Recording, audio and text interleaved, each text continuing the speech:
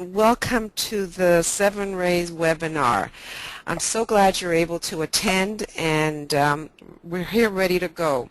But before we actually get started, there's a few slides I have that I want to talk to you about protocol. And I'm moving on to the next one, and it's not going there, so let me just, okay, that's not working, okay.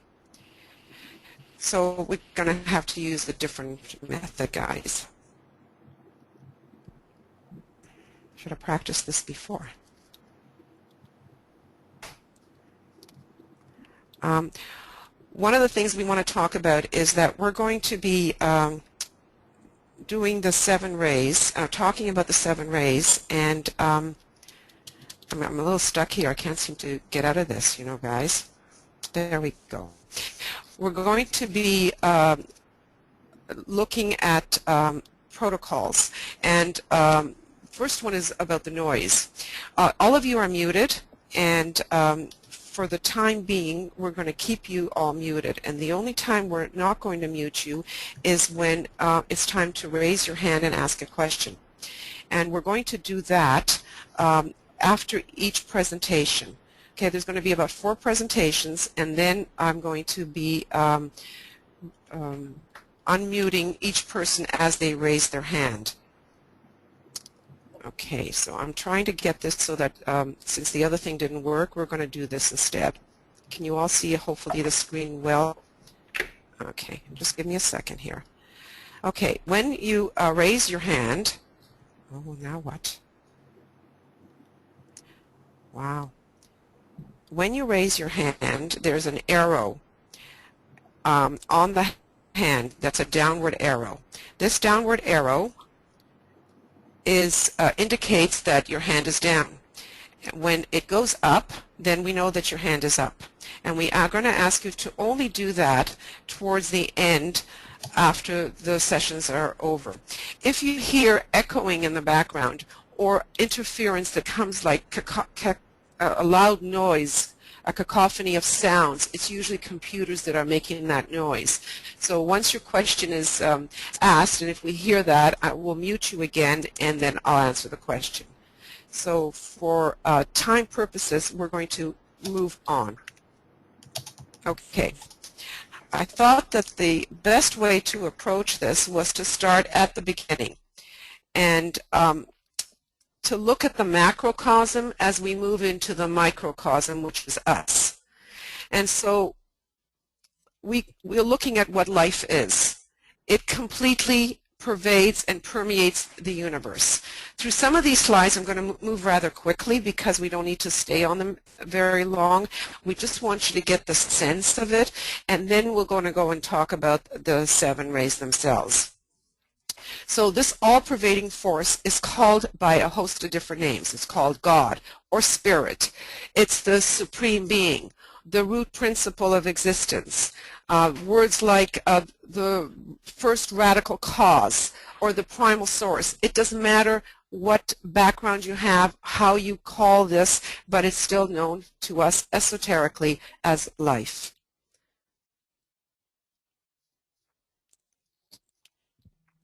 So this whole universe is the manifestation of one unifying, all-pervasive principle called life. It's very important that we understand that it is life. It's everywhere. It's eternal.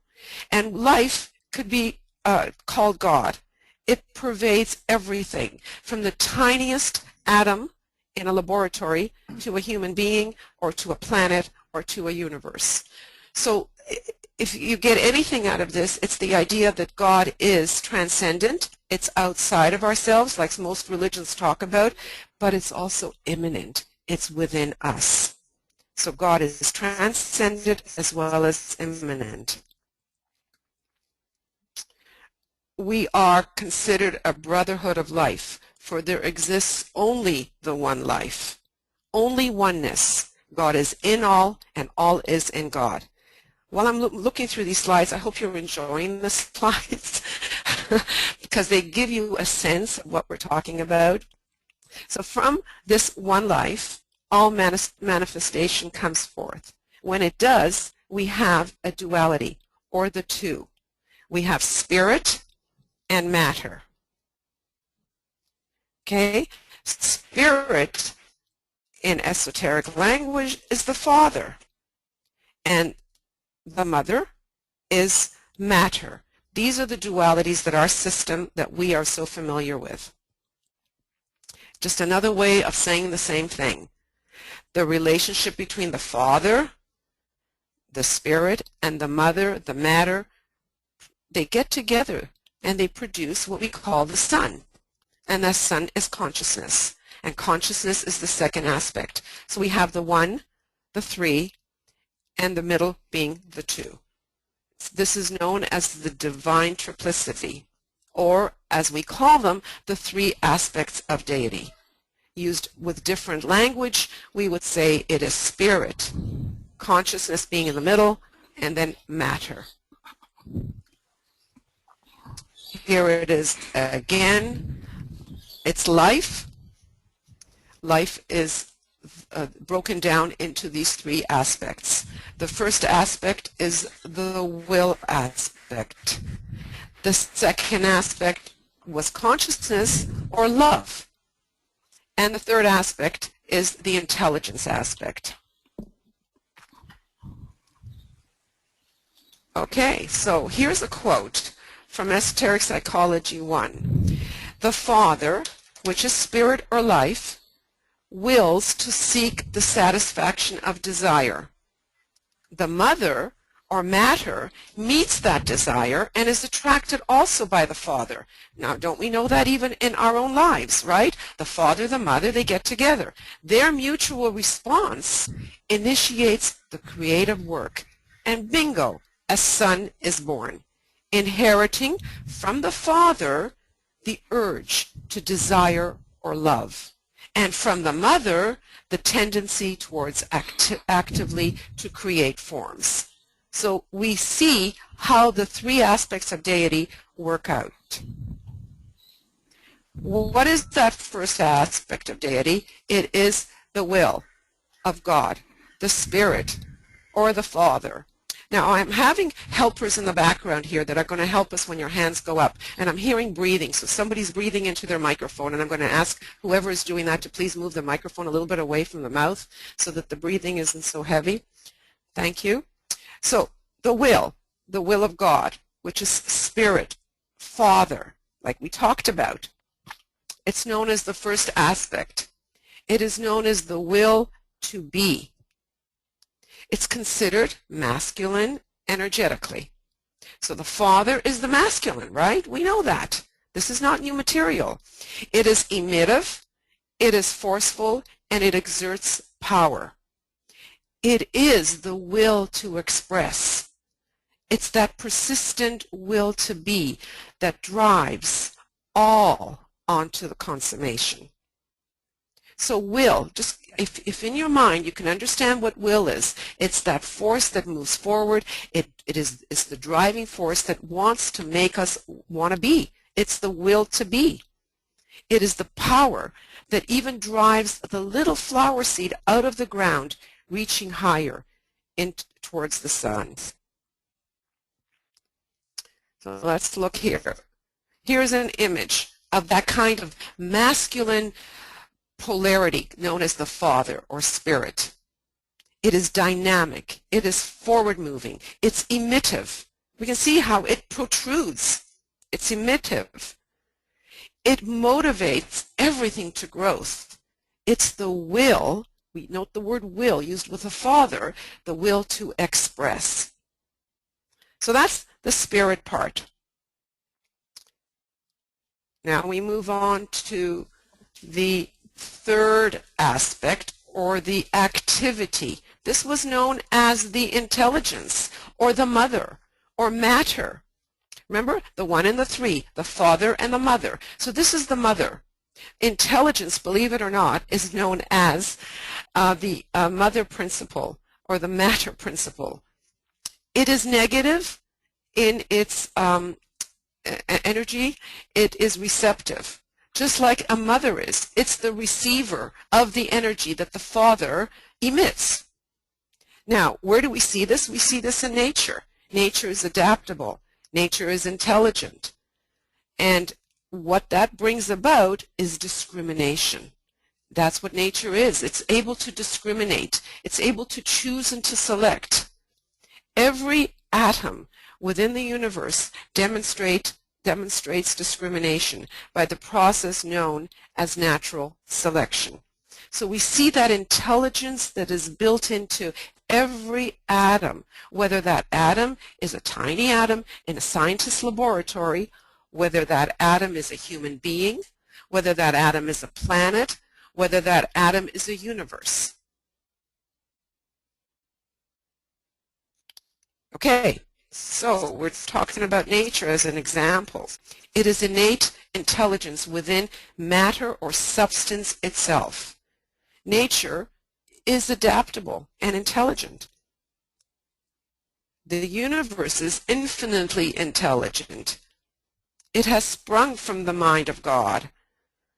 The third aspect, the adaptability, is conditioned by that which exerts and influences it. It is moved by or to various circumstances. So it can adapt its needs to whatever circumstances are out there.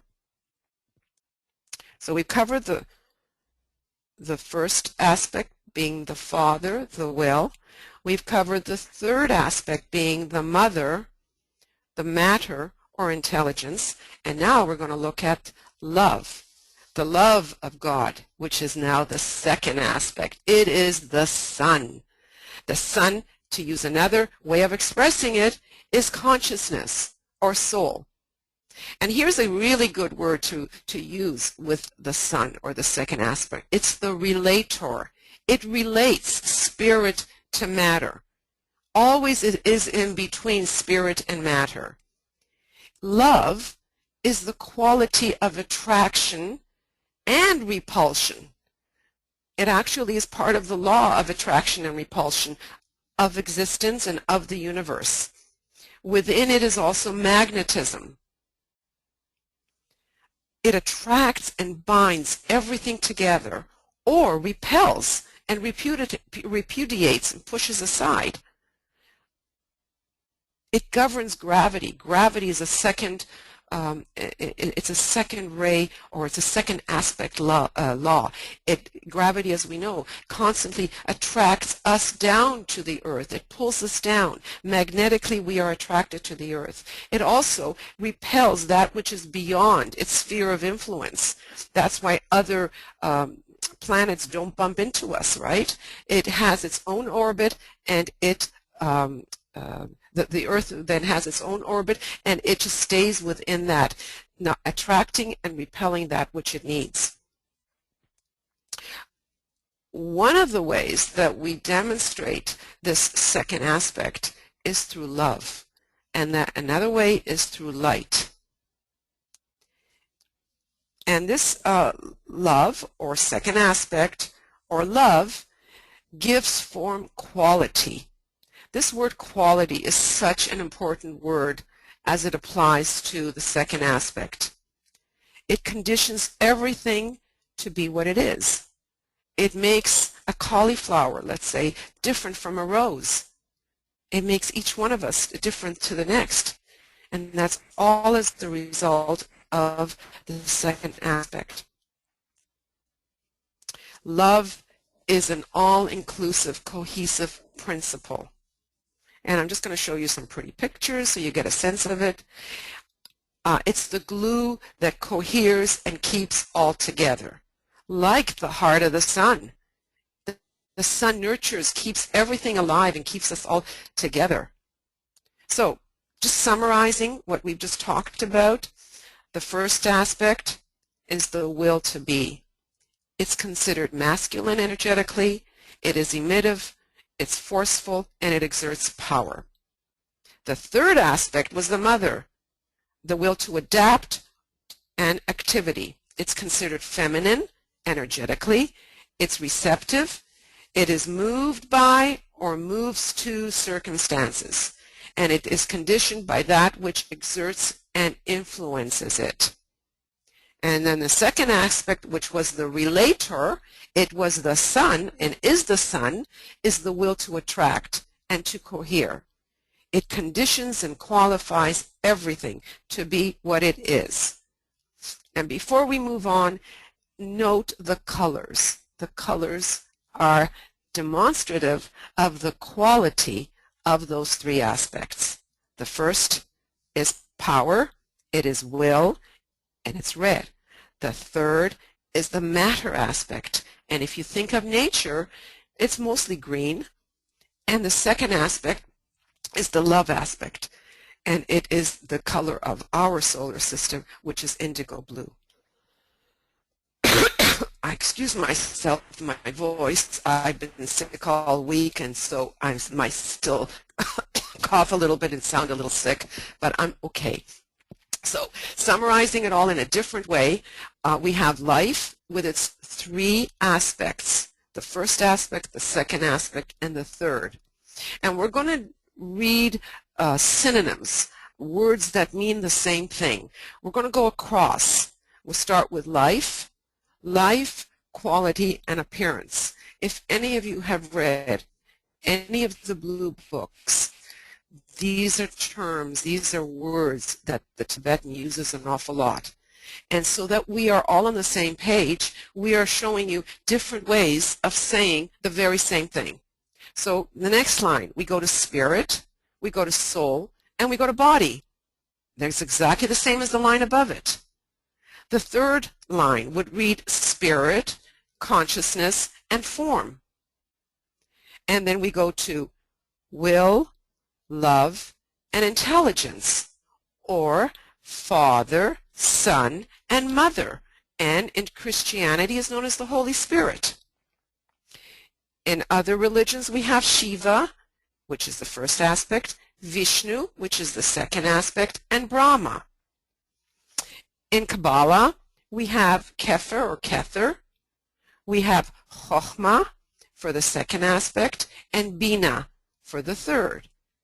And then we have Sat. Most people know it as Sat, Chit, and Anda. So it's Sat for the first aspect, Chit for the third aspect, and Ananda for the second aspect.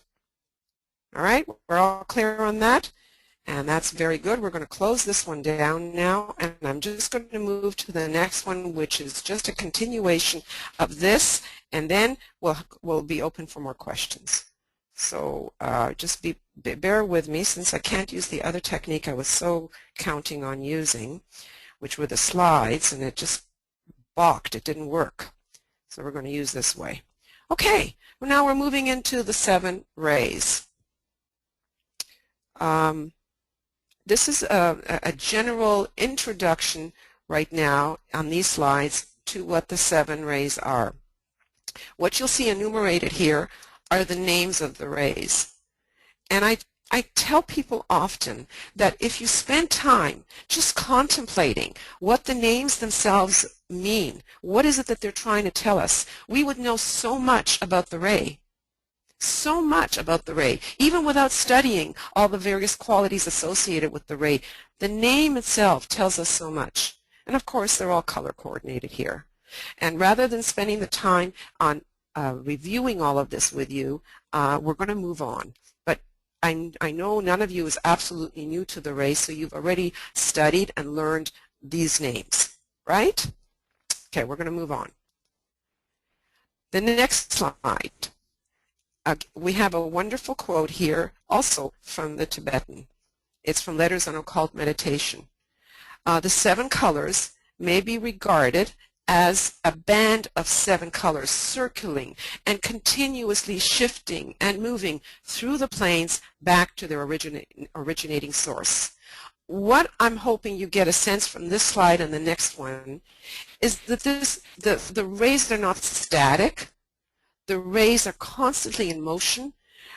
This one shows rotary motion, and maybe that's the best way to consider the rays. They're constantly cycling in and then cycling out. Like we're told that ray 4 right now is not that active in our system, in our time period right now. It's going to be cycling in. We know that the 7th ray is starting to cycle in, whereas the 6th ray is starting to cycle out. So think of these as cycles, as circles, as rotary motion, as movement of energy and streams of energy.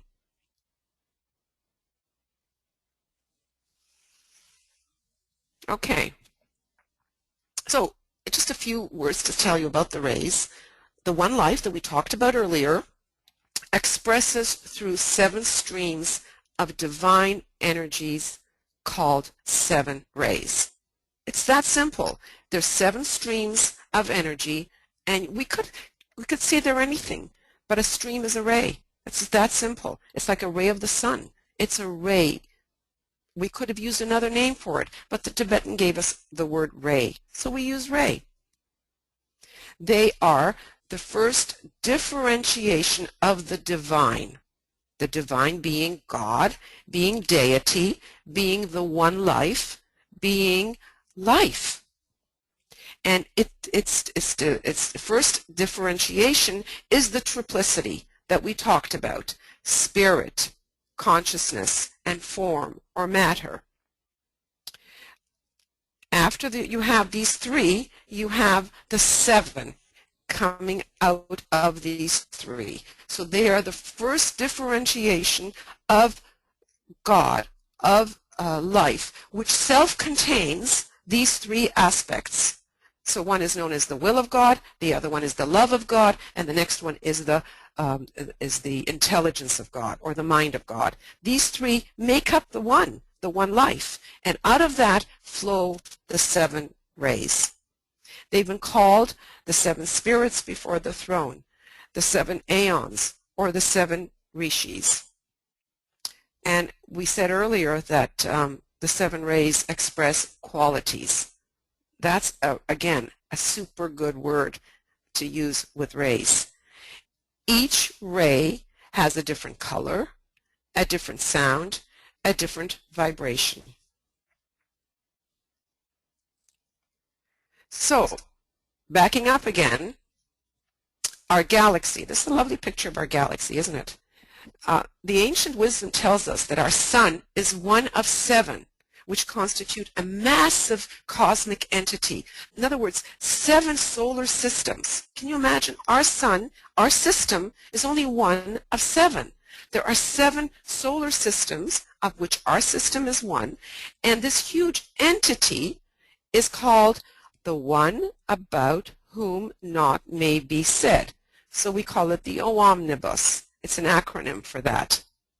These 7 suns, of which ours is one, are continually giving off forces which are the product of their ongoing evolution. Like, this is beyond our understanding and beyond our comprehension to think of 7 solar systems. I mean, we have a hard time even considering our own sun and the life of our own sun and the life of our own system, let alone 7 systems. So the reason we bring that up is because it is said that these forces that are working within these systems are absorbed through the 7 stars of the Great Bear constellation called the Ursa Major. And the Ursa Major acts as an archetype of the 7 rays. They emanate through these 7 stars of the Big Dipper. They act as a prototype for the 7 rays. So the 7 stars of Ursa Major have much history and mythology in human consciousness, and in India are known as the 7 rishis. Our sun acts as a gate for the 7 rays energy to pour through into our system. Okay, so we get the idea of the downflow. Here's just another way of seeing how these 7 are created and differentiated. So we have the one life, right? It's right here with the sun, the one life, which self-contains the 3 aspects. And then we have the first 3 rays, which are known as the rays of aspect. Ding! I hope you get this. 3 rays are known as the rays of aspect, which is just a stepping down of the three aspects of deity. So the first ray would be very related to the first aspect, to the will of God. The second ray is very related to the second aspect, the love of God. And the third aspect is very related to the intelligence of God. These three are the three major rays of the seven rays. And the other four, ray 4, ray 5, ray 6, and 7, are known as the rays of attribute. And what is an attribute? An attribute is something that complements or is given off by the other ones. So the rays of aspect all contribute to the rays of attribute, but they flow out of the third ray, the ray of intelligence, the ray of activity. And all of that will be explained a lot more later on. But so that you get the map of it all, this is a very simplified map, and it gives you a sense of how these rays work out. Okay, the one life, it breaks down into three aspects. Three rays are reflections of the three aspects, and out of that flow the four rays of attribute. I tried to get a slide that would show you how the rays come into us here on Earth. And out of a book many years ago, I took this picture, and it's not all that clear, but hopefully I can give you a sense of where we're going with that. At the very top, you'll see 7 stars. These stars are the 7 stars of Ursa Major, or the Great Bear, right? The constellation of the Great Bear. They give off the 7 rays, and then that flows into the zodiacal signs, or constellations is a better way of saying it, which circumscribe our system.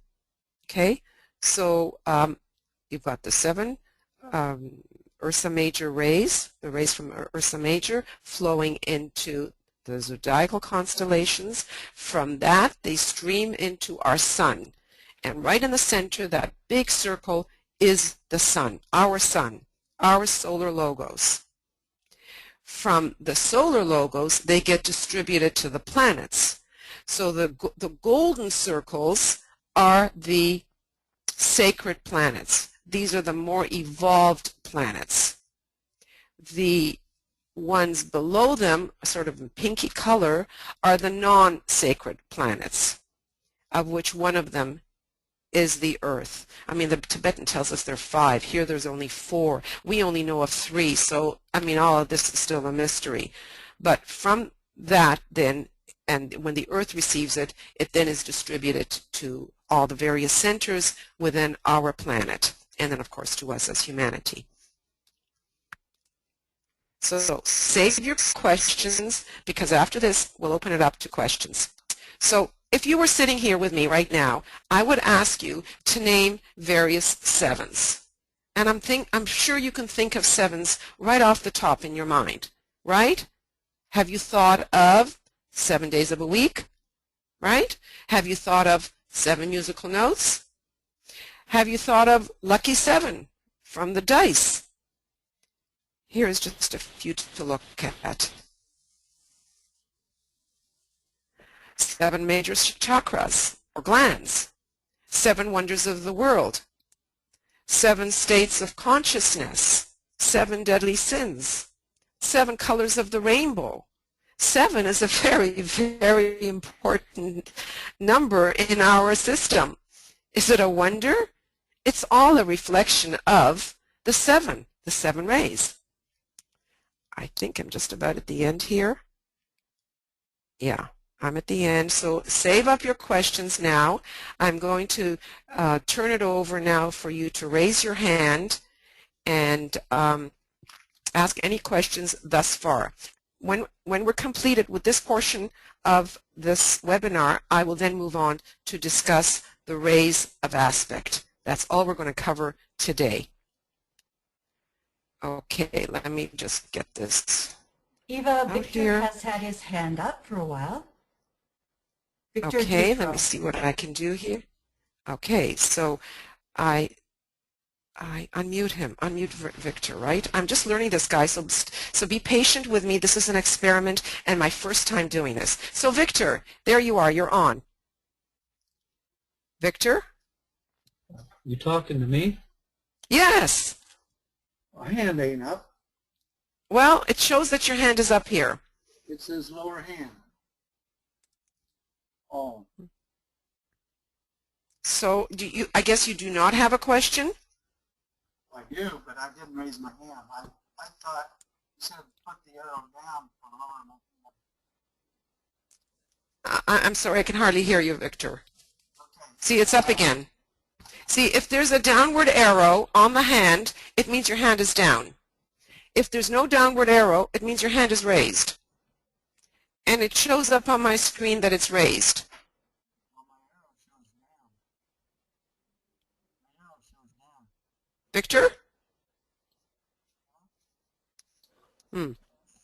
Well, we have some wonderful helpers in the back. We have Joe Waltz, we have Brett Mitchell, and they're keeping their eyes open for any other hands.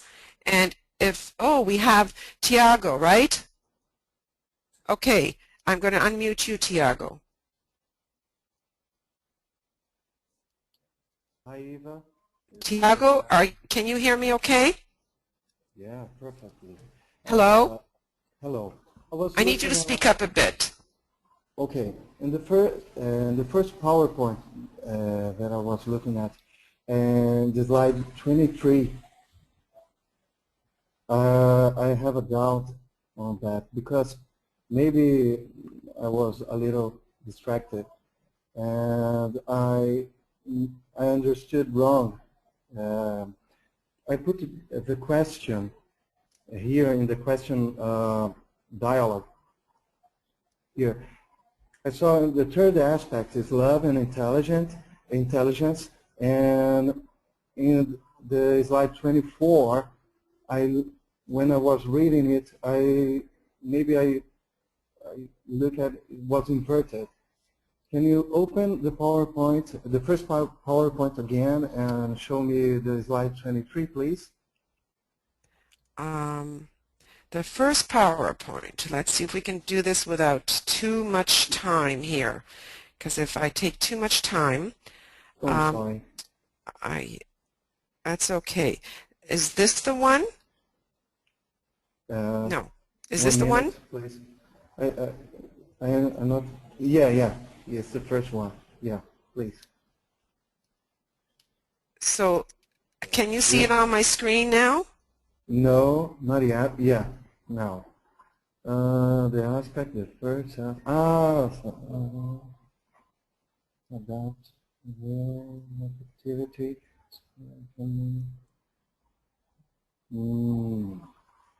Now I understood. Is that okay? Are we all right with that? Yeah. Okay. Yeah. Okay. All righty, good. All right. I'm going to close this down, and I'm going to see if I can remove your hand. Okay. So are there any more questions? And it doesn't look like there is. So that means that you're all getting it. Rose has her hand up. Rose. Where are you, Rose? Oh, there you go, Rose. Okay, I will unmute you. Hi, Rose. Hi, Eva. How are you? I'm good. First off, is my sound coming through okay? Yeah, you're fine. Is my sound coming? Okay, yes. Great. Yes. My question is, you said that the three aspects emanate from the one life, and out of those three aspects then come the three rays, three primary rays. How much do they reflect those three aspects? Very much so. I don't know if you're hearing any... I heard it sounds like a washing machine or something is going, but it's okay. It sounds very much... no, they absolutely reflect the three aspects to the point that many students interchange ray and aspect and don't really understand the difference between an aspect and a ray. But suffice it to say that the rays, the first ray very much has similar qualities to the first aspect of deity. The second ray, as we're going to be studying now, has the same qualities as the second aspect of deity, and so on with the three aspects. Does that address your question, Rose? But how? Yeah, well, sort of, but not really. I'm trying to in my mind get a distinction between the difference between the aspects and those three primary rays. I know ultimately they're all one, but and even where is the source of the one, which is the big question that's unfathomable. But do you understand what I'm saying? Well, maybe if I worded it a little bit differently. I understand that the rays relate. They're stepping down. They're a step down from the aspects. The aspects are self-contained within deity itself. There is always the will aspect of God. There's always the love aspect as well as the intelligence, the mind of God, right? That is deity itself. And what we're doing, we're applying a fifth ray approach, which is taking it apart in order to understand it, and then we have to put it back together again. So God, or deity, or life, self-contains these three things: will, intelligence, and love. Those are known as the three aspects of deity. And religion, the Father, the Son, and the Holy Spirit. We are all familiar with that. Those are exactly the same things as will, love, and intelligence. Now, the rays are the next differentiation, the next breaking down of energetics that flows from the one deity. And it is then these 7 rays. But the first 3 are called the rays of aspect because they are so much the same as the mind, the love, and the will of God. Does that help in any way, Rose? But they're still different. Yes, they're different, but right. They're still different. They're very much the same, but they're different. Right. Okay. It's a stream of energy, whereas deity is a lot more than a stream of energy. Okay? Okay, anybody else's hand? I'm trying to get your hand down and I can't, so I'm hoping someone back there can do it for me. Okay, have I got everybody here on mute? Because if you're all muted, I can move on. Mute. Okay, I'm sorry for this playing around with the technology here, but it's just...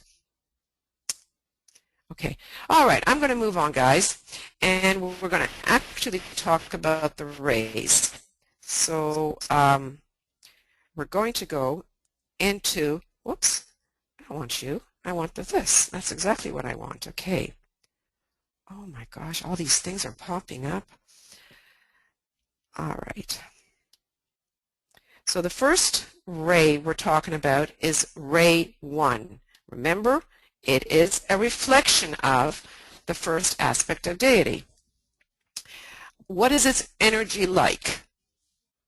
Well, if we use the word will or power as the name of the ray, it's the ray of will or power, we know that power represents strength. So the energy is strong. It is very direct. It is forward-moving. It is piercing. Well, when we think back to the first aspect of deity, some of these words were represented when we talked about that it's masculine, it's emittive, it is forceful. Well, that's what first ray is. Now, remember we said the word quality is a very important word. Well, what is the quality of that ray 1? Its quality, more than anything else, is its purpose. It is about purpose. And essence is it's the very, very center of that energy. It's the very, very centralized point of that energy to understand the essence. And if we understand the essence of anything, we understand its purpose, what it's all about. So we can see how the word essence, purpose, centralization, coming to a point is so much part of the way the first ray energy is. We use the word synthesis, and synthesis is a bringing together, a coming together of everything into one. It's simple as that, bringing it all together, melding it, merging it all into one point, one dot, one energy. That's what the first ray is all about. Now, there are symbols that we can use to identify that first ray. And they're a little different, and yet they give you the sense of what the first ray is all about. The word seed, it's a beautiful symbol. Why? Because in that seed is self-contained the entire potential of whatever the seed is. The power is in the seed, and all the potency that that seed is going to flourish to is self-contained within the seed. Now, we have a line. A line tends to be straight, narrow, single, pointed, and that's very first ray. It's number one. Even the number itself, the one, is like a line, right? It's single, it's straight. We have lightning bolt. Lightning bolt gives us the sense of strength, of energy behind it, of power.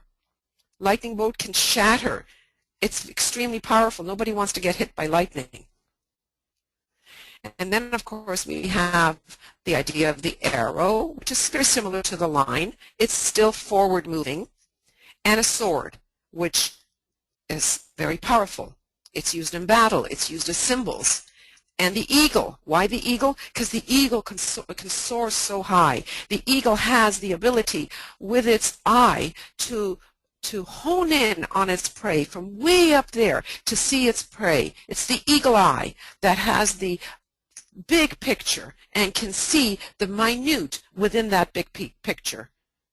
So that gives you a few ideas about the first ray. And as we go through some of these slides, I think if nothing else, you should get a sense of it all, because these slides are not meant for me to jabber on and talk. They're meant for you to just absorb the energetics behind it. But before we're ready to go there, just a little bit more of what I've already said. Its demonstration is the action of a seed sprouting through the earth. We've already said that earlier. It's the entrance to life of a baby being born. There's so much power that is necessary and strength that is necessary, that urge, that push to allow the baby to be born. That's a first-rate thing. It is about beginnings and endings. And of course, some of the other symbols are earthquakes, volcanoes, an atom bomb, a bullet. A bullet is like a seed. A revolution. These are all first-ray symbols or demonstrations. Some of this has already been in the other slide was covered. A point, a lightning bolt, a spear, a sword, an arrow, and a mountain. The majesty, the strength of a mountain. Its color, its exoteric color is orange, and its esoteric color is red, like the fire of the volcano. Okay, now if I could do the slides like I had wanted to, without all the stuff on the side, you would see the vividness of these pictures. But that, I'm going to run through a bunch of slides without saying too much for you to get the essence behind that first ray.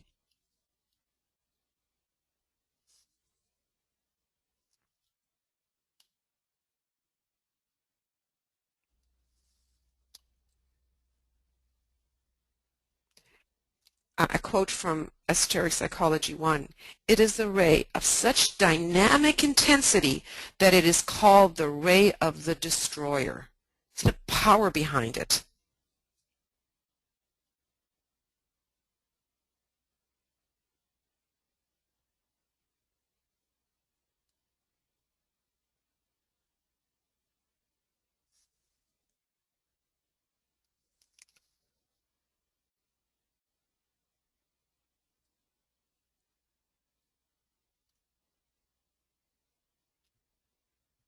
It's the breath that blasts.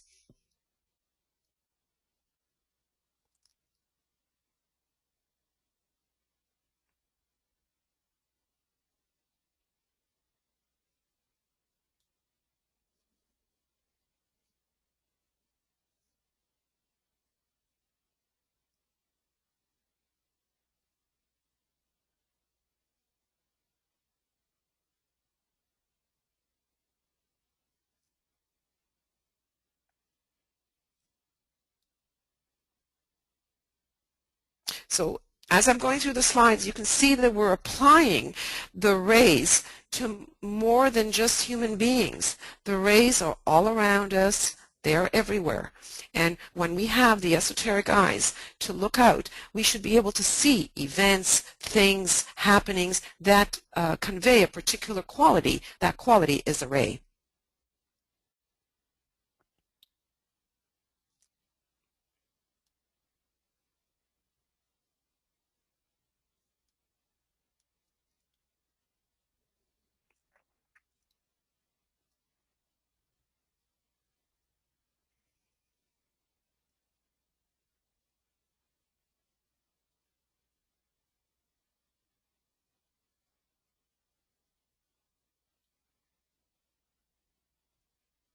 See, power and strength can give you a sense of fearlessness, courage.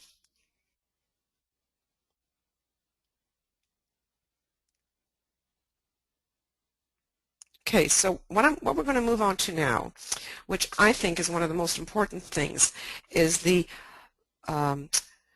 qualities associated with the rays. Now, we're going to talk about the strengths and some of the weaknesses. Why are there strengths and why are there weaknesses? Because a ray is simply an energy. A ray is not good and a ray is not bad.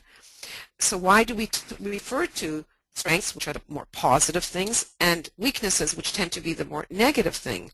Because the way we appropriate, the way we take on the ray will determine whether we use it for good or for ill. It's like fire. Fire by its very nature is not good and it's not bad. Fire can warm you. It can heat your food. It can keep you from freezing. Fire. But fire can also destroy your home. Fire can burn you. So energy just is. Rays just are. There's no one ray that's better than another ray. They just are. How we use them will determine whether we use them for good or for ill, as strengths or as weaknesses. Some of them here are very obvious now that you have a better idea of what the rays are. I will stop on the ones that I think need a little further talk about or explanation. So dynamic power and strength. It's will and courage, which can lead to fearlessness. It's truthfulness arising from fearlessness. It's independence and the power to initiate. Remember, it rules beginnings and endings, and it can initiate and start the new. Power to direct, to lead, or to govern, and a very strong sense of purpose. Large-mindedness. Therefore, they can be the CEOs. They can be the leaders of the armies or of the vanguard because they can see the entire picture. They have the large mind. They can see the big. Strong, one-pointed focus. Power to centralize. There's always someone, when you get a group of people together, who always says, all right, let's get to the point. Let's talk about what we're here to talk about. Always wants to bring it back to the center. That's the power of the first ray. It's the ability to synthesize, and we talked about synthesis before, bringing everything together into one. It's the wisdom to establish, uphold, or enforce the law. Very much about high principles, and therefore they will enforce the law, and they can be law-abiding with what is the truth, right, or what is truth. Here we go, understanding of principles and priorities. When you know priorities, you know what needs to go next, right, what needs to follow. So you can immediately prioritize, and that's again why they make excellent CEOs. Detachment, or the power to detach. Remember, we saw the slide of the tree, very, very single. They don't need the warm, the fuzzy. They can detach very, very easily. And one of the purposes of first ray is not to be encumbered, not to be in shackles. Therefore, it is the power to free and to liberate. And they want to liberate others as well, so others know the freedom. And if there is destruction, it's the power of beneficent destruction. Destruction is not necessarily a negative word. One needs to destroy an old shack in order to put up a new building. Sometimes we need to destroy, but it's destruction for the good. Okay, so now let's look at some of the weaknesses. Well, power hungry, dominating and being the ruler, control issues, destructive and unnecessary destruction or inhumane, anger and violence, unrelenting ambition, the need to rise to the top, irrespective of what they do to others in order to get there, hardness, cruelty. Many, many leaders in history who have been first-ray have shown this hardness and cruelty and this unrelenting ambition. Control. First-ray is all about control. They're not going to show you any weakness whatsoever. And because of that control, a lot of their feelings are suppressed. They will suppress and keep things inside. Impatience, obstinance, they can be very, very stubborn. Excessive pride, like the lion. Separative, like that single tree. They don't need others, and they can isolate others because they don't need them. They're not sensitive then to others' feelings, to what other people might be experiencing. They're very separative in their thinking and in their feeling. Arrogance, willfulness, and impersonal reactions. In other words, they can detach. I know many first-rate people that have decided, let's say, I'm going to give up smoking or I'm going to give up meat, and the very next day they can be so detached that they've given it up, whereas the rest of us struggle and struggle in order to do that. That's the power of detachment. So, some of this now we've covered, so this is already now not new to you. The animal, of course, is the eagle, the hawk, any of those high-soaring animals that give you the bird's eye view, the larger perspective. The elephant, huge, big animal with tremendous amount of power. The lion, the ram, and the bear. Now, this is very interesting as far as countries are concerned.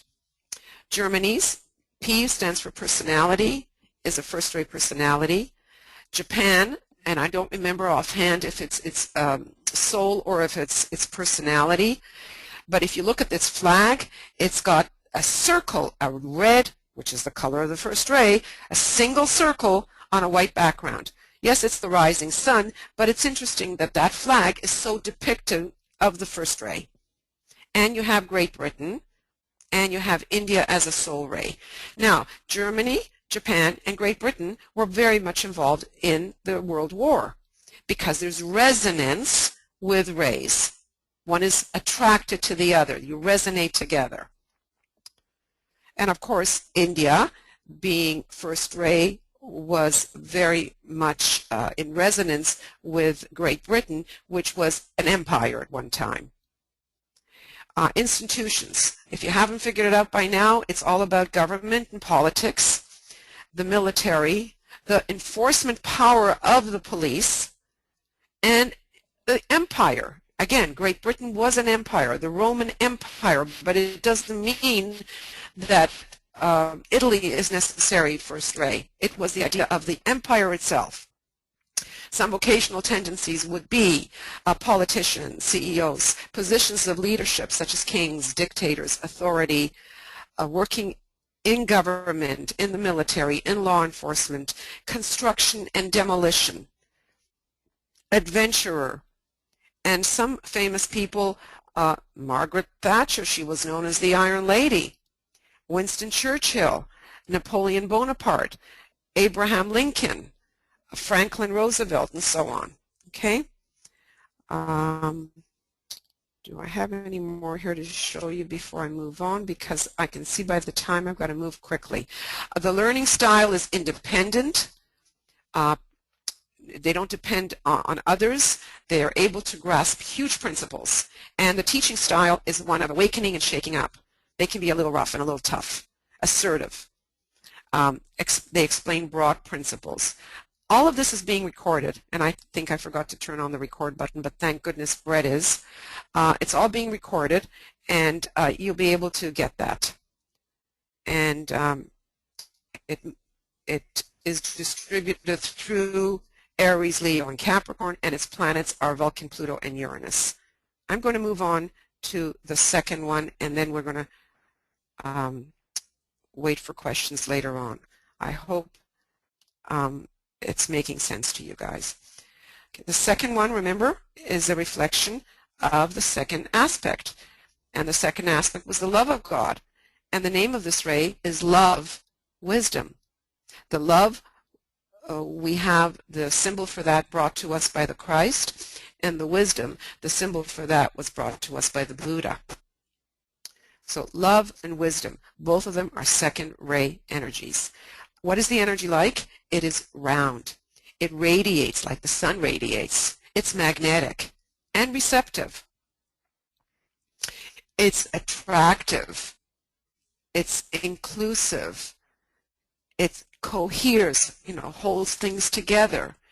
And remember, light was a really good word. Hence, it brings illumination. And some symbols that we can use are the circle, the heart, the spiral. The spiral moves up. A spiral moves up, and that's what evolution is about. Evolution is second ray. It's constantly moving you up, but in circles. It's the owl, which stands for wisdom, of course. Okay. Its demonstration is the right use of slow action, or spiral cyclic. We talked a little bit about that. Or the even armed cross. And the color, exoterically, it's indigo blue, almost a little purpley, like it's like the dark blue at night, just before it gets really dark. And the esoteric color is light blue, the color of the solar system, or when you look out to the sky.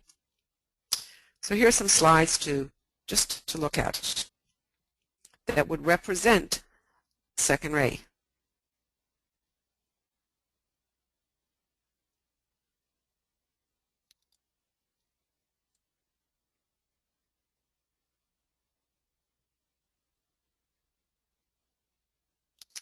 Spiral cyclic, it moves upwards.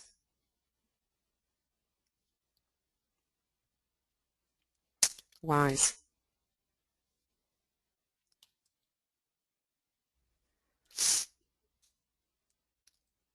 Its ability, because of it's the love nature in it, it is a nurturer.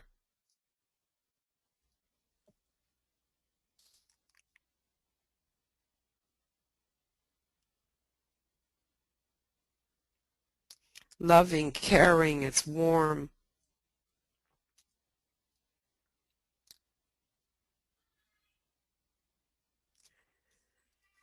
The Buddha, he brought us the wisdom side of the second ray. It is the ray of teaching. It's the teaching ray, it's the healing ray, so hence it's all about education or health and healing.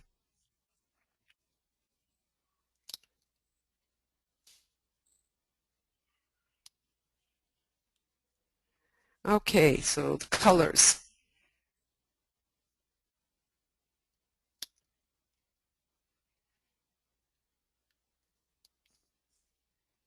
I hope you're getting a feeling for the second ray. And the deer, of course, is a second ray animal. It's a very fearful animal, and the second ray can be one of the downside for the second ray is it can be a little fearful and timid. It's also about the inclusivity of others, and which can lead to, second ray is not automatically group conscious because that's a soul state, but it can lead to inclusion that leads to eventually group consciousness. We're all working on knowing group consciousness, right? We're all working on being more connected to soul. And since it's a reflection of the second aspect, which was love, which was soul, it can then lead to, being very inclusive of others in a group. And of course, fearfulness, worry, inadequacy, not as good as everybody else. You feel inadequate because it's overwhelming. There is so much to learn or so much more to know. It can be overwhelming. Okay, some of the strengths. Of course, second ray being the ray of love, it leads to understanding others, to trying to understand yourself, to understanding. Wisdom, by now that's a given. Empathy, sympathy, and compassion. And sensitivity to others, as well as sensitivity being too sensitive, right? So you can be sensitive to others' needs, and therefore you can nurture, you can be caring, or you can be too sensitive, and therefore things can overwhelm you and you don't know how to handle it. Receptivity, it can be an open book. You're too receptive, hence you can take in too much energy, but being receptive allows you then to receive. You can receive things, you can learn. After all, it is the ray of teaching. Impressionability, and impressionability goes two ways. You can be impressed from soul, you can be impressed by other people, you can be impressed by what you learn, or you're so impressed, the pressure of overwhelm of the energies can be hard to live with. Sometimes Pisces being conveying the second ray can experience that. The love of pure truth, intuitive love, patience. See, it's slow. It's the wise use of slow action. Therefore, patience is not all that hard for second ray. Inclusive. It wants to include all. Sometimes doesn't know where to draw the line. Hasn't got the boundaries well set. Aspiration for a completed point of view. That's the all of it. They want to know the all of it. They have tact. Why? Because they don't want to hurt other people's feelings. They're sensitive to others. Serenity. This is the whole idea of peace. The power to teach and the power to teach and illumine, as well as the power to heal through love. And on the downside, we have some of the weaknesses that come from love. The love of being loved. And for some of you, this might be a new term. It's one of the glamours of the second ray, the love of being loved. It really requires pondering. It requires really looking at yourself if you think you have a second ray within you. The love of being loved. For years, I have spent with the love of being loved, and I really invite you all to spend time with it. It's really, really good. And see how and where you do that, how you behave in a way that brings other people to love you, to like you. Anyway, we move on. It's attachment. Because of its ability to be magnetic and its ability to have the warms and the fuzzies, it is attached. It's attached to other people. It's attached to things. It's attached to feelings. There's a real strong attachment. And we're all working on detachment. Oversensitivity, and therefore over-vulnerability. If you're timid, if you are feeling overwhelmed, it can lead to lacking self-confidence or inferiority complexes, which can then lead to not being assertive enough, not putting your foot down, not saying what needs to be said because you're afraid of hurting other people's feelings, or you're a little bit timid, whatever. Passiveness, not being forward enough. Fearfulness, cautious, overprotective, or guarding. You can be over-inclusive, like I said earlier, not knowing boundary issues, not knowing where to cut it off. Enough is enough already. Self-pity, inadequacy, love of comfort and security, and you can see how that relates to attachments, right? The things that we need for our security and for feeling comfortable. Attachments to comfort zones, and sometimes slow to action. Now, this one is a hard one for people to get. Cold and indifferent to others. Why would second ray, which is all about warm and fuzzy and including and love, be cold?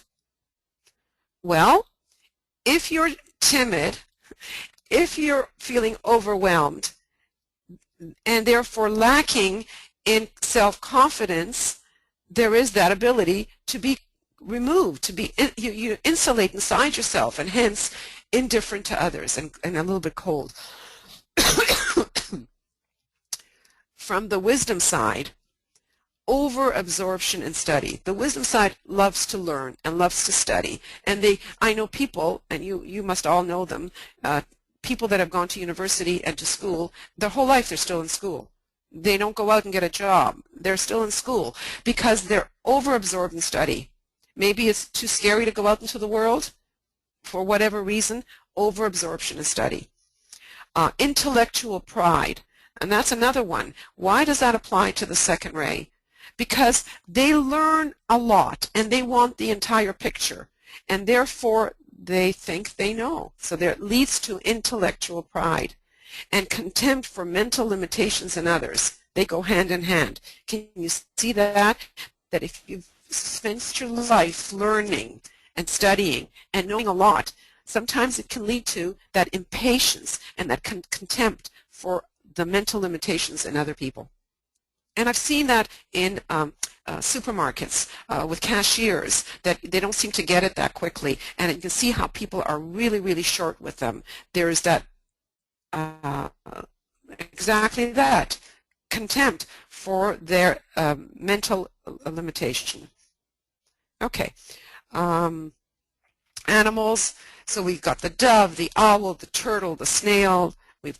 We've covered the deer, the robin, the dolphin, the whale.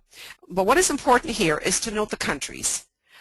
Brazil is on a personality level. It's just now coming into its own. See, second ray is loud.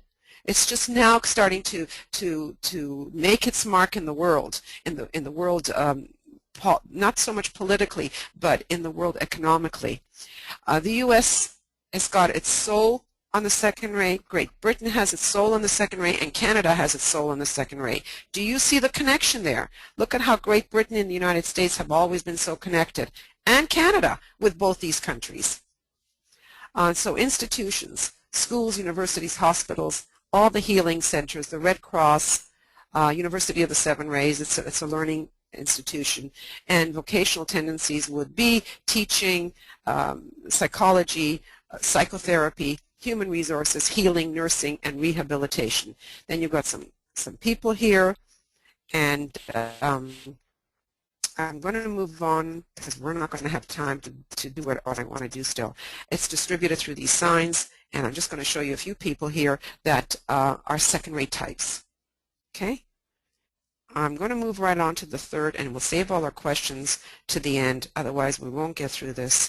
And the third one is known as creative intelligence and adaptability and a whole host of names with a third ray. It's the ray of rotary motion. Remember we saw earlier the rays cycling in circles. That's what rotary motion is over and over and over, round and round we go. It's the ray of being circuitous. It's certainly not straight. It's not a straight thing. It's weaving. It's adaptive. It's the ray of adaptability. Its quality is activity or creativity. It adapts. And one of the things about the third ray, it's the ray of multiplicity. It's the ray of muchness, or a lot. Its symbols is, of course, the triangle being three-sided, the weaving of the spider's web, the color of money, which is green. That's its color, green. And the bee, busy, busy, busy as a bee. Some of the names: creative intelligence, abstract intelligence, active intelligence, adaptability. You can see how you can't land on just one thing for the third ray. It's complex. It's the ray of complexity. And the color, exoteric is black, esoteric is green. See, doesn't move in a straight line. It is nature. The third ray governs nature.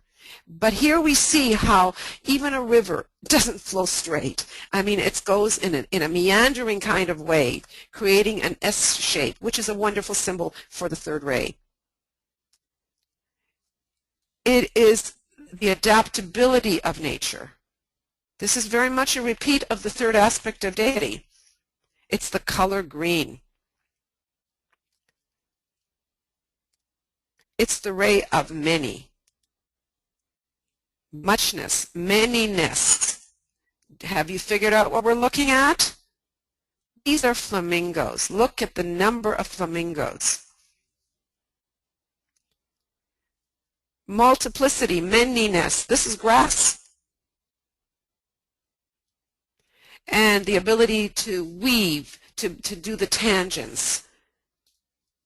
It's the intelligence potentially found in substance. It causes activity. It's what we have learned from the previous solar system.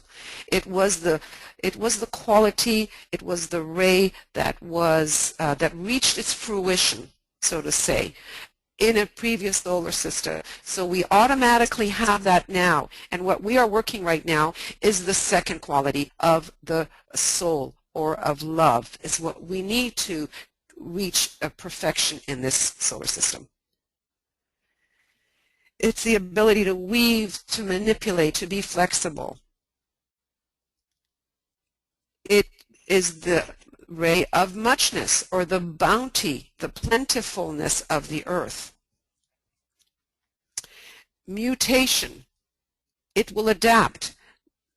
This is in one of the national parks in Utah. I'm not sure if it's Zion or one of the other parks, but you can see how the rock formation has adapted to whatever nature gave it at that time, whether it was the ice or whatever. Now, we haven't talked about the third ray as it applies to humanity. So what we are now going to do is humanize it. It's great mental agility.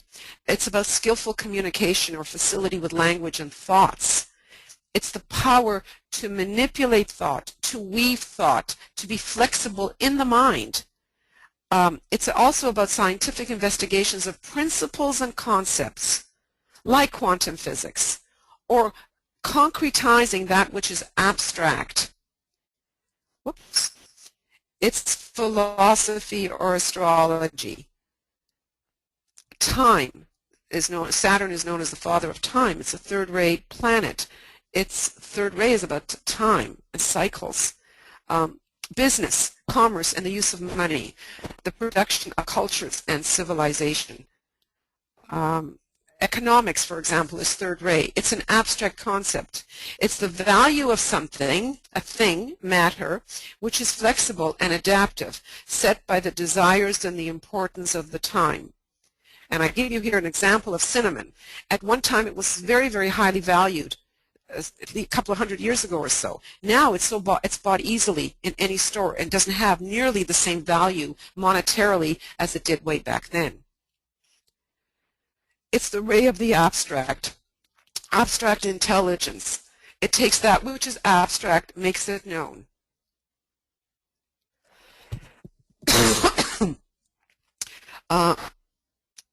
That which is abstract needs to be conveyed. It's the third ray minds, or the third ray individuals, that has the ability to convey that. Now, this is a whole other side of the third ray. This is the ray of commerce, of enterprise, of entrepreneur, of business, of selling, of negotiating. The multiness of it, the manyness of it. And China, if you haven't figured it out, is a third-rate country. It has the greatest population in the world.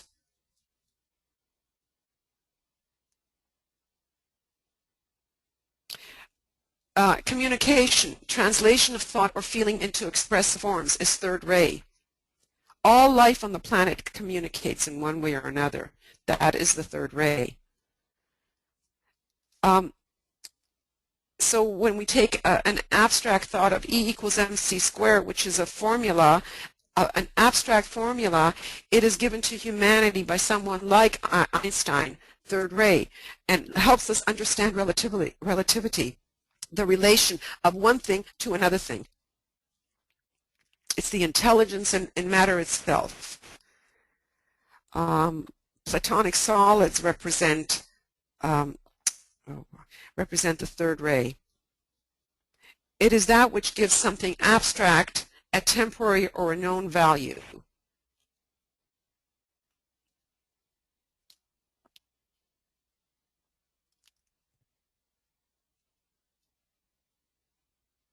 It's a Great Wall of China. It's the ray of civilization.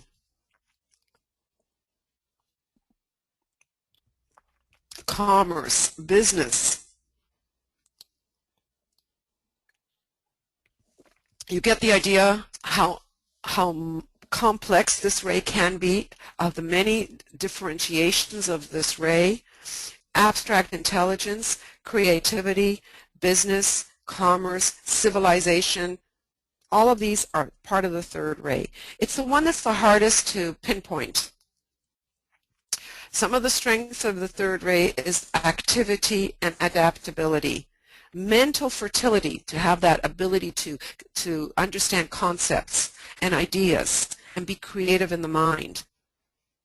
The ability to theorize and to speculate, to plan and to strategize.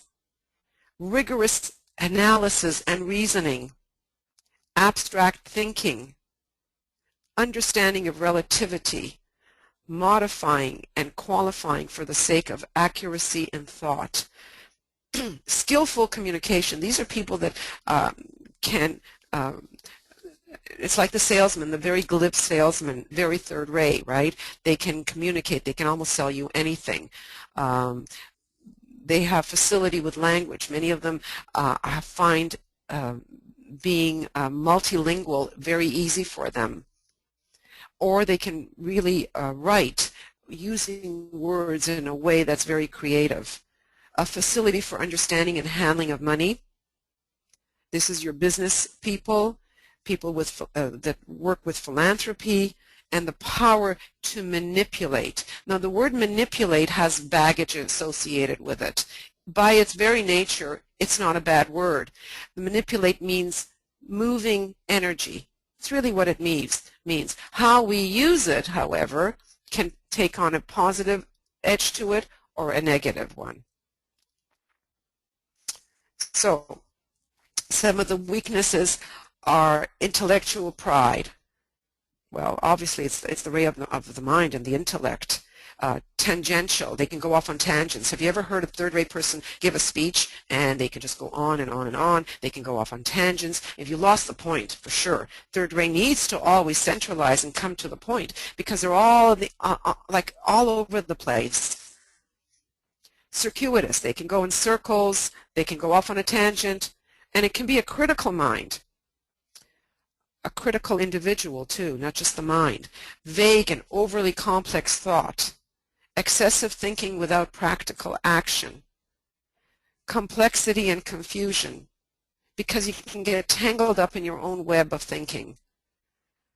Absent-minded. This is very much like the absent-minded professor who's so focused on the area where he's focused on that he's lost his sense of practicality on the physical earth. So the glasses could be on the head and it doesn't remember or doesn't know where they are.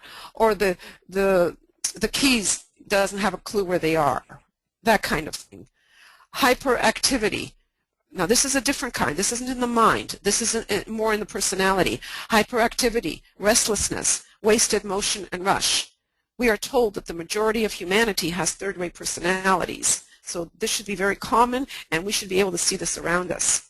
Tendency to be scattered or spread too thin. You have your finger in too many different pots. And therefore, what is it, master of none? Inaccuracy in practical detail. Like I said, like the absent-minded professor, is not practical in their detail. Can be very careless. because the mind isn't there on the practicality part of it. Can be manipulative and calculating. And this is where the word manipulative is used negatively, because it's this kind of thing, I'm going to manipulate the situation so that it serves me, right? Like a lot of advertising is very third rate. It's very manipulative. It gets us to buy things we don't really need or want. It's calculating. It's opportunism. They will take advantage of every opportunity. Amoral materialism.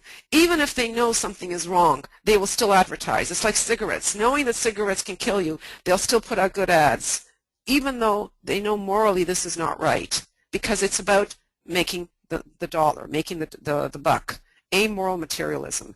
They can be devious, deceitful, deceptive. They can go around. Remember, it's the ray that circumvents, goes around. Doesn't go in a straight line. The truth. Hence, it can lead to lying. It can lead to dishonesty. Now, this is the really low downside of it. They can be over-adaptable, so that you never know if what they're telling you is the truth. Are they really with you or are they not? Because they might say one thing at one time, something else at another time. Over-adaptable. Disorder and chaos. Well, that goes with you're not practical, right? So did we look at the country? No, we didn't. Here we go. China, personality. France, personality. The Jewish people as a people, personality. Living in Toronto in Canada, I find that wherever the Jewish people live, the Chinese people live. There's a whole status associated with third ray and with the Chinese people and with the Jewish people, right? France gave us a lot of philosophers. Institutions, banks, financial institutions, the stock market, advertising agencies, the internet, the World Wide Web, note the word web that we used earlier to describe third ray. And so vocational tendencies is philosophy, academia, business, finance, being an entrepreneur, and anything with market speculation, advertising, a lawyer, salespeople, marketing, astronomer, linguist, strategist, economists, mathematicians. Here are some people, and let me just see what else I have here because I want to open it up for questions. It's distributed through Cancer, Libra, and Capricorn. Its planets are Saturn and Earth, and this is just a view of some of the people that have displayed third ray. So I'm going to open this up for questions, everybody, and okay. If you have your hand up, I will try to answer it. So Jane, I see. Jane. All right, Jane. There we go. Jane, I've unmuted you. Hello, Jane. Jane, are you with us? Hello, Jane. Oh, maybe she'll still come on. Anybody else?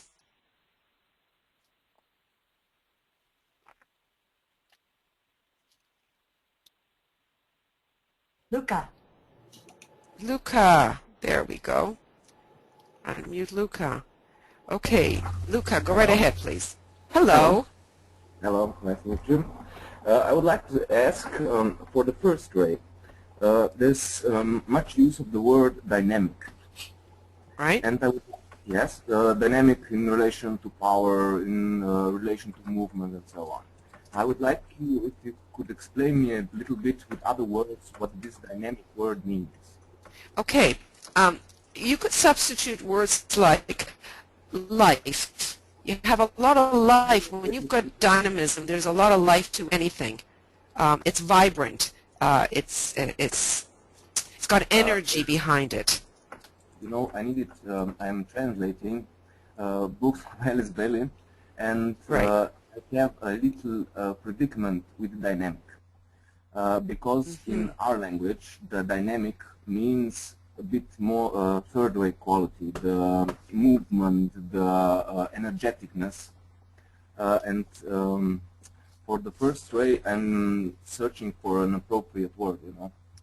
Well, you know what I can do is when we're finished with this, I will look up in the dictionary, see exactly what the dictionary offers for dynamic and see what words would be appropriate and would relate to first ray, and if that's all right with you, I could email that to you.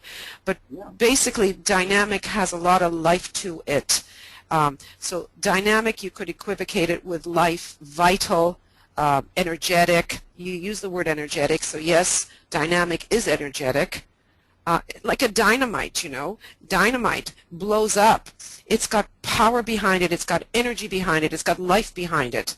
It goes, right? It's not still.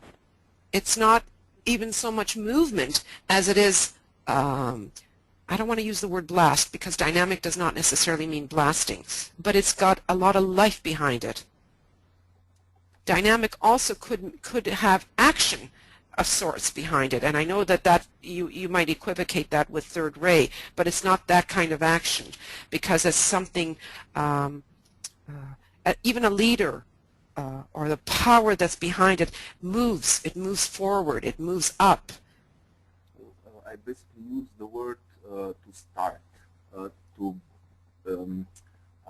it's difficult to translate, to inaugurate or to push on to for the first, you know,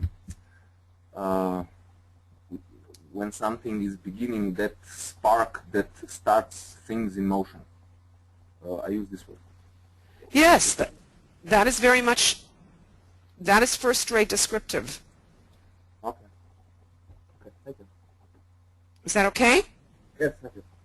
And I will follow up. I will see what words I can find, if there are any. Okay, thank you. Is there anybody else there? Okay, Laura.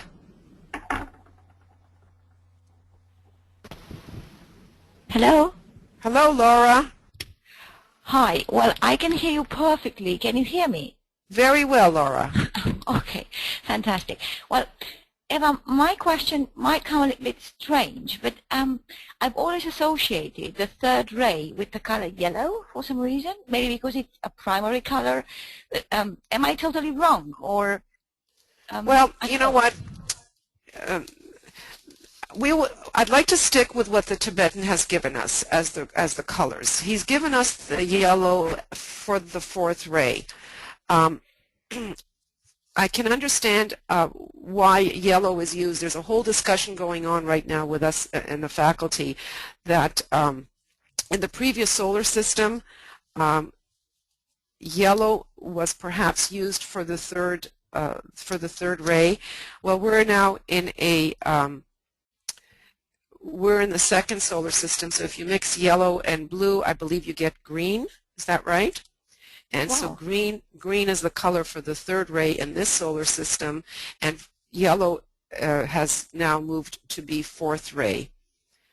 When we move on next time to discuss the rays of attribute, you will see why yellow for fourth ray actually works very well. Yellow stands for cowardice. We say that person is really yellow here in North America. That means that they're a coward, and we would see how that particular quality can be a quality of the fourth ray. So in this incarnation, or rather in this incarnation of our solar logos, yellow is considered fourth ray as opposed to third ray. But I can see why you say that. Well, I think that's an extraordinary explanation. It's really beautiful, actually. So thank you for that. Well, I sort of have a second question about the attributes ray, but I suppose that would be the subject for a future webinar, maybe, right? Correct. Correct.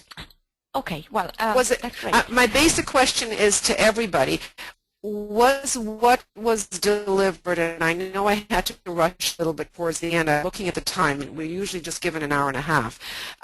Was everything understood and explained well? That's what I need to know. That you know, I hope you guys got it, and yeah, because we're not in a classroom and I don't get to see your faces, I don't get to see expressions, so I don't really know, but I'm hoping that it helps in that way.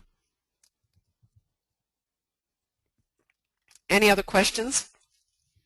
Anything that wasn't really clear or anything that you have a question about, this is the time to ask. There's a question from Risa that gives information. Okay.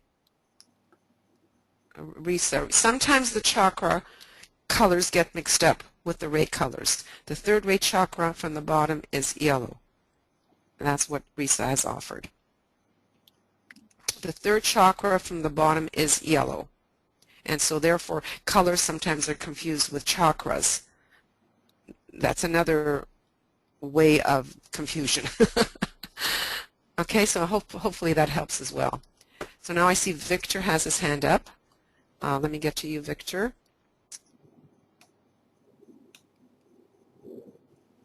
Okay, Victor.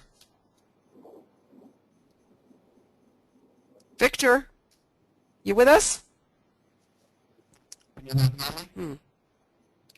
I'm hearing something that sounds a little muffled.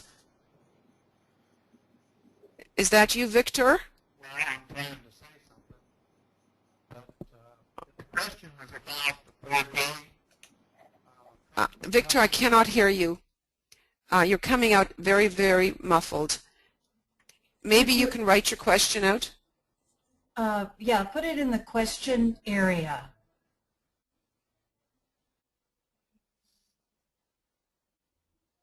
I'm going to move on to Vera.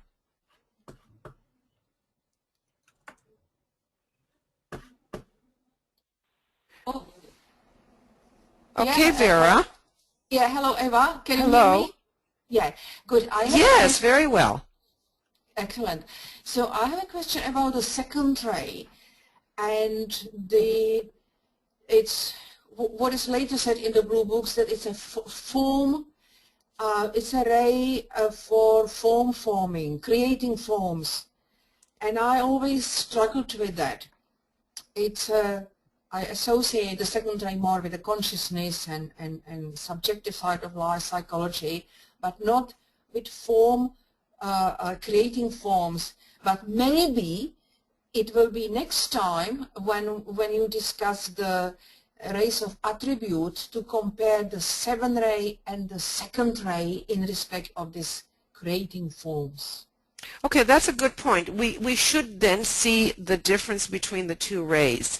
But the second ray is also known as the builder. The second ray builds, and in the building forms are created. It holds everything together. Hence, in that respect, the forms are created. It coheres and holds the cells, the molecules, everything together that creates the forms. In that way, it is known as the great builder. Is it more sort of like forming up in the area of Buddhic and mind, and then maybe 7th ray is creating on the physical level? It's not that cut and dry. Second ray, all the rays work on all the various levels in that respect. So there is a much more concrete and practical side to a ray. There's also a much more abstract and a higher associations with a ray. 7th ray is the densest of all the rays, and we will learn that. And what it does, it's not so much that it creates the forms, it wants to more than anything bring life and deity into the form, right? It wants to bring a representation of God into the form so that the form is not just like a dead thing, right? It has the life and it reflects then deity in substance, in form. That's what 7th ray wants to do. Second ray builds the forms, is the one that holds and binds the forms together. It's totally opposite what I thought. Great. Thank you. I will meditate on it. Sorry about that. Actually, I'll see if I can find something out of the text to maybe help you with that, okay? I'll see if I can find something that the Tibetan may have said to help you out. I'm going to mute you, and I'm going to see if there are any more hands. I know there's someone who wrote something, right? Eva, Yeah. Victor has responded with Okay. a written question. Okay. 3rd ray concrete abstract ideas sounds like 5th ray. What is the difference? Okay. Well, the third ray is just that, abstract. Fifth ray is far more concrete. It's the ray of concrete intelligence. So it's the ray of the mind working on an everyday basis. It works with that which is available here on our earth, with things. It works with like in the discovery of electricity, or working in a laboratory with cells to discover a cure. It works with mathematics that are not considered abstract math. There's a big difference between higher math and regular math. So the fifth ray is the ray of technology, of the ray of our concrete intelligence. Third ray is the ray of concepts, ideas, abstract ideas. There's a real difference between the two. They are both rays of the mind, hence the confusion. They are both odd rays, and the mind works well with odd rays.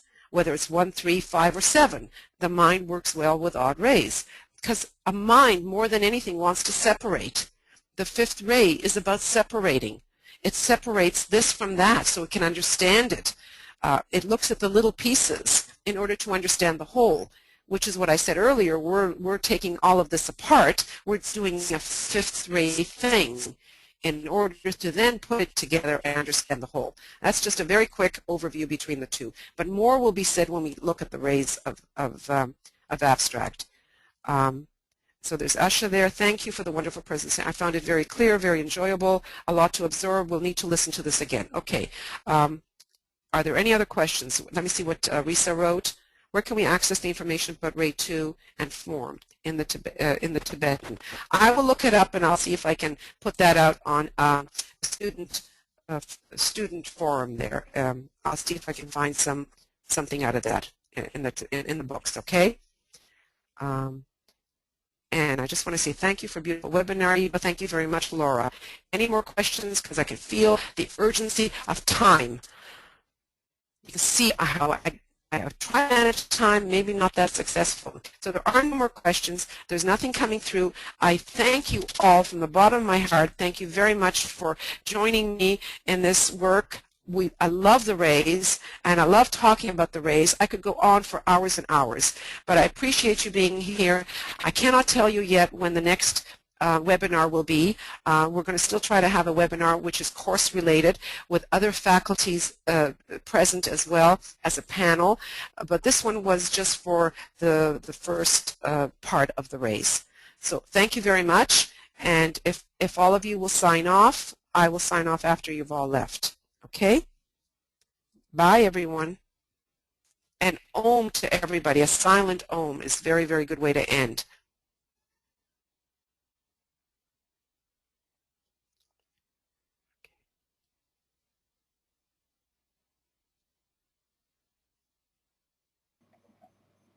Muted.